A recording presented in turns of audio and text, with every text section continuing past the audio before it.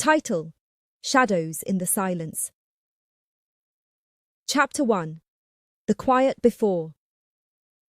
15-year-old Maya had always been quiet, the kind of girl who found comfort in books and long walks beneath the whispering trees behind her house. Ever since her mother married Richard 2 years ago, silence became her armor.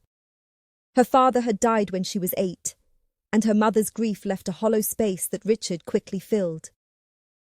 Richard was a man of presence, loud, commanding, and controlling. But to outsiders, he wore the perfect mask: charming, generous, a good father.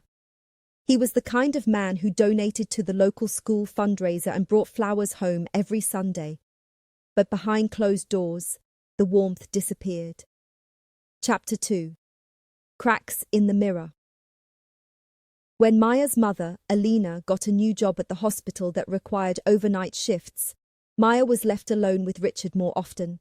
He didn't hit her, he didn't touch her, but he watched her with eyes that made her skin crawl, and the house felt like it breathed differently when he was near. The air became heavy. Doors seemed to creak louder. Maya started spending more time outside, pretending to do schoolwork at the park or helping neighbors with errands, anything to avoid going home too early. But avoidance couldn't last forever. Chapter 3. The Accusation. One night, after Maya refused to do something Richard demanded, something vague but clearly inappropriate, he grew cold. A tension hung in the air as she went to bed, her door locked, her desk wedged against it. The next day, police showed up at her school. "She stole from me," Richard told them. "My safe. Important documents, cash, gone." Maya was stunned. She hadn't touched anything. But the safe was found open, her fingerprints on the door, and an envelope of money in her backpack. Planted, no doubt, but she had no proof. Her mother didn't know what to believe. "She's been distant lately," Alina murmured to the officers. "Withdrawn. Maybe I missed the signs." Chapter 4. Locked Away.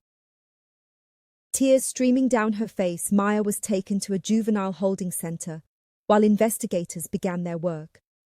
She didn't cry for herself. She cried for her mother, who was being manipulated by a man she thought she could trust. The cold cell and hard mattress were nothing compared to the ache of betrayal. Days passed. Social workers came and went. Maya refused to speak during interviews. Her silence, once protective, now made her look guilty. Chapter 5. The Breakthrough. But Maya wasn't alone. Her best friend Layla, who had always believed something was off about Richard, started digging. She knew about the smart home system Richard had once bragged about. Cameras, sensors, alerts. He had installed them for security, but Layla suspected they held secrets. Digging through an old email account, Layla found login credentials Richard had carelessly saved. She hacked an old security camera he had installed in the basement, one he didn't realize still uploaded to the cloud. What Layla found was damning. A grainy video showing Richard entering Maya's room late at night, planting the envelope in her backpack, then smirking as he walked out. Chapter 6. Truth Comes to Light. It was enough. Layla brought the footage to a school counselor, who contacted Child Protective Services and the police. Within days, Richard was arrested for filing a false report, tampering with evidence, and being investigated for far more than just theft. As authorities dug deeper, more about Richard came to light. A former employer came forward with complaints about inappropriate behavior. A woman from his past said he'd once framed her too, after she'd threatened to expose him. Richard had a history of manipulation, carefully hidden behind charm and intimidation. His real talent wasn't in kindness, but in control. Chapter 7. Healing Wounds. Maya was released from the holding center. She walked out, blinking in the sun, her heart fragile but beginning to mend.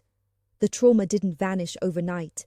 Nightmares clung to her sleep, and she jumped at small noises.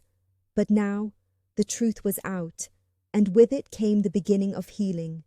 At home, Her mother Alina fell to pieces. She apologized again and again, blaming herself, begging Maya for forgiveness. It wasn't simple, but it was real. Together they began family therapy. Maya also started solo counseling sessions where she learned to name her emotions, to write her pain. Her therapist encouraged her to keep a journal, not just for her memories, but for her strength. "I don't want to be angry forever," Maya whispered one session. "You don't have to," her therapist said, "but you do have to honor what you survived." Chapter 8. Rising Voice.